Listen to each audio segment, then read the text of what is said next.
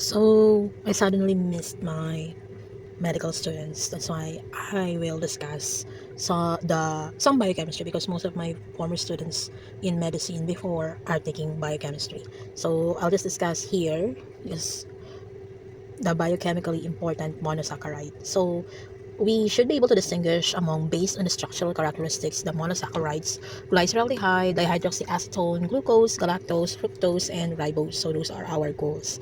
So there are a lot of monosaccharides, but there are 6 that are very important in our body, human body in particular. So for example, the triaces, which are the D-glyceraldehyde and dihydroxyacetone. Okay, and the D forms of glucose, galactose, fructose, and ribose. So again, it's the triaces. You have the D-glyceraldehyde, okay, and then the dihydroxyacetone.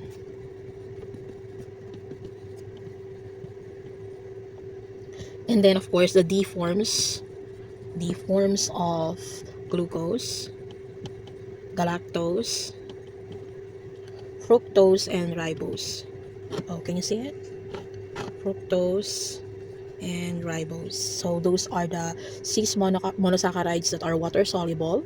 They are white and crystalline solids. So they are often useful to have the structures of the 6 monosaccharides considered in this discussion. Okay, let us start with the D-glyceraldehyde and then the dihydroxyacetone. Let us start with that.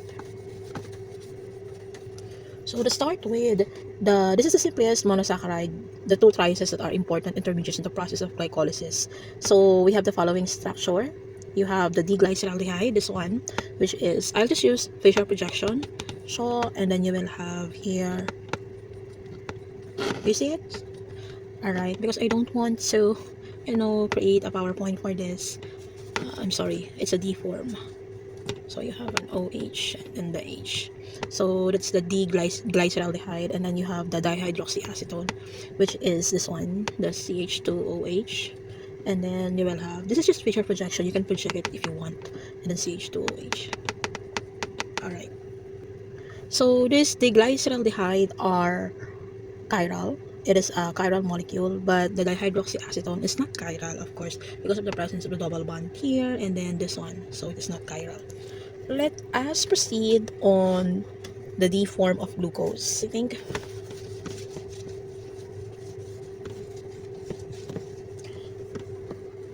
so. For the D form of glucose, this is in all monosaccharides, the D-glucose is the most abundant in nature, and therefore they are also the most important from a human nutritional standpoint. It has a Fisher projection of so, and then of course 2, 3, 4 I'll have here.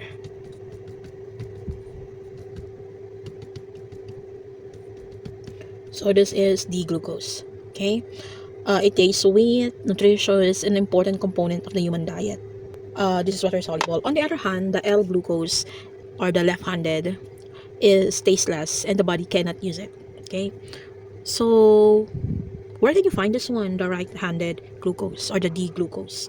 You can find it on ripe fruits like ripe grapes. Ripe grapes has 20% to 30% glucose by mass, and therefore they are a good source of glucose. So the D-glucose is referred to as grape sugar. Okay, there are also other names for D-glucose, which are dextrose. The dextrose in the hospital. Okay, so it is a 5% mass by volume for the glucose solution, and the one that in the hospital, it is used as an IV source of nourishment for patients who cannot take food by mouth. So it is 5%, again 5% mass by volume for IV source or intravenous source, and the body can use it as an energy without digesting it, so it's directly in the blood. That's why it is referred to as blood sugar. Another thing for the dextrose is that it draws attention because it is an optically active D-glucose. Okay, optically active. So in aqueous solution, it rotates the plane polarized light to the right. Okay, and then another one term for this D-glucose is the blood sugar. Blood, okay, you see it? Blood sugar. So that is the other term. And then, what do you mean by that? The blood contains dissolved glucose, and it has a normal concentration in the human body, 70 to 100 milligrams per deciliter. Usually, the concentration of about 130. So this is the normal, 70 to 100. But when we eat, on the first hour of our eating, our blood sugar rate raises. Okay, it becomes 130. So the normal is 70 to 100, but when we eat on the first hour, it becomes 130 milligrams per deciliter. That is why they advise to regulate your blood sugar. You should have a balanced meal. You should have the carbs and then 30 grams of protein so that your blood wouldn't surge immediately, right? Or spontaneously. But then, it's normal to have 130 milligram per deciliter on the first hour of eating because it decreases on the next 2 to 3 hours. It will go back to the normal range. Okay, so the cells use glucose as a primary source of energy. Of course, you will encounter the two hormones involved here, which is the insulin and glucagon. Okay, now let us discuss the other one, which is, oh no, it's so messy, which is the D-galactose. Okay, so I'll just draw the Fisher projection for this one so you can see the difference because technically they have the same chemical formula but they differ in arrangement in terms of glucose. So this is the D-galactose you have here. This is D-galactose.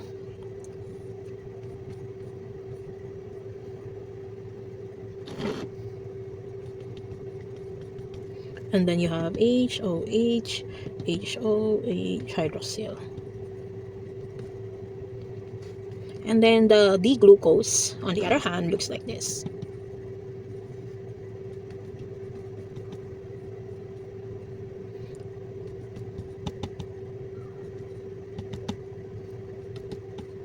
Yeah. So what do you think is the difference between D-galactose and then the D-glucose? So yes, they differ on the arrangement of this one, in the configuration of the hydroxyl and the hydrogen group on carbon 4. So they differ on that. So therefore, since they only differ in the configuration in carbon 4 for the hydroxyl and hydrogen, the D-galactose and D-glucose are epimers. Again, we call them epimers. So when we say epimers, they are diastereomers that differ only in the configuration at one chiral center. So in our body, it is synthesized from glucose in mammary glands. So you can find this in the mammary glands for use in lactose or the milk sugar.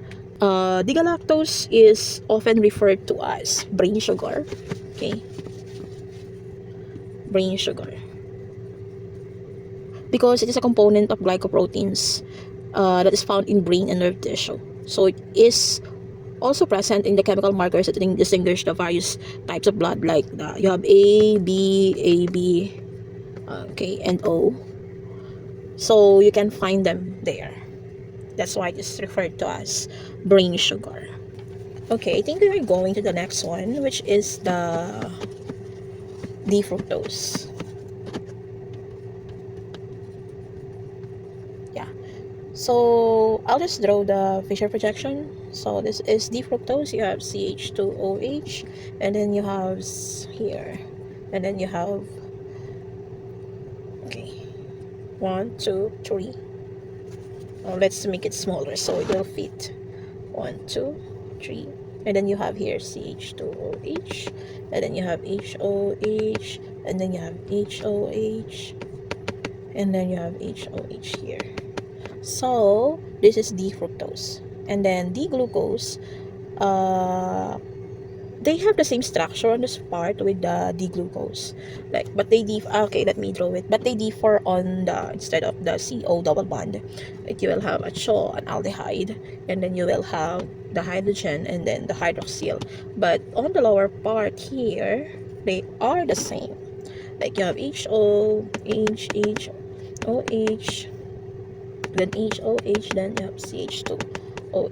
So this is D-glucose. This one is D-fructose. Okay, D-fructose, okay, is known as levulose,